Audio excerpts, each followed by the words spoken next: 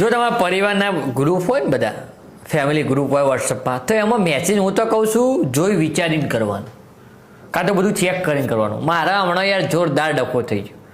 હમણાં મારે કાકાનો છોકરો ગાડી લાવ્યો છે નવી નક્કાર, બરાબર. ત્યાં એને ગ્રુપમાં ફોટો મૂક્યો છે, તે બધા નીચે કોંગ્રેચ્યુલેશન બધું લખી હતું.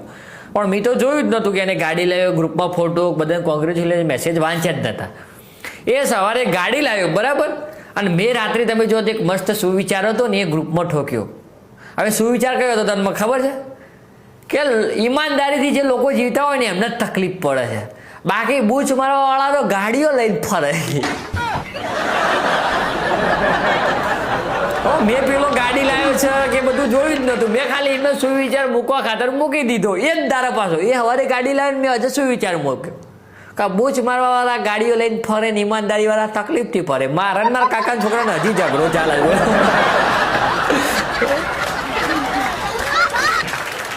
ગ્રુપમાં બધું ચેક બધું રાખવું, બાકી લોચા થાય યાર. તો બધું થવાનું હોય થાય ને તમારા સુવિચારોમાં બધા ડખા પડે.